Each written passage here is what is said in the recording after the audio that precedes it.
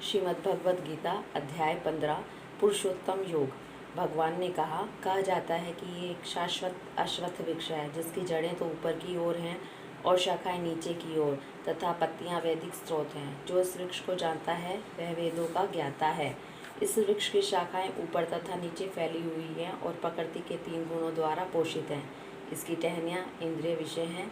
इस वृक्ष की जड़ें नीचे की ओर भी जाती हैं जो मानव समाज के सकाम कर्मों से बंधी हुई हैं। इस वृक्ष के वास्तविक स्वरूप का अनुभव इस जगत में नहीं किया जा सकता। कोई भी नहीं समझ सकता कि इसका आदि कहाँ है, अंत कहाँ है और इसका आधार कहाँ है। लेकिन मनुष्य को चाहिए कि इस दृढ़ मूल वाले वृक्ष को विरक्ति के शास्त्र से काट गिराए।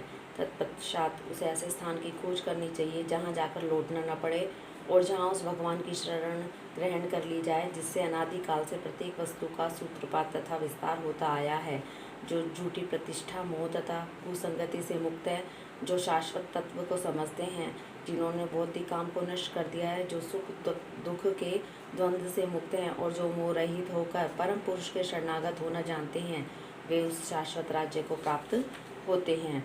वह मेरा परम धाम न तो सूर्य चंद्रमा के द्वारा प्रकाशित होता है, न अग्नि या बिजली से।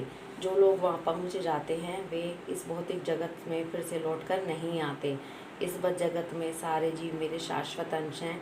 बद्ध जीवन के कारण वे इच्छाओं इंद्रियों से घोर संघर्ष कर रहे हैं, जिसमें मन भी सम्मिलित है।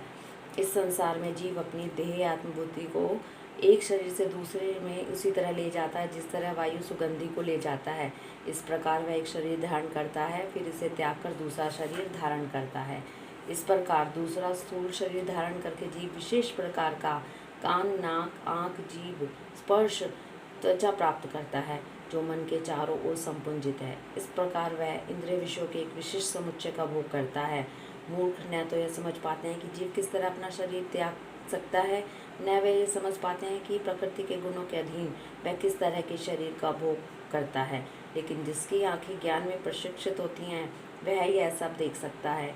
आत्म साक्षात्कार को प्राप्त प्रयत्नशील योगीजन यह सब स्पष्ट रूप से देख सकते हैं, लेकिन जिनके मन विकसित नहीं हैं, जो आत्म साक्षात्कार को प्राप्त नहीं है, वे प्रयत्न करके भी यह नहीं देख पाते कि क्या हो रहा है। सूर्य का तेज जो सारे विश्व के अंधकार को दूर करता है मुझसे ही निकलता है।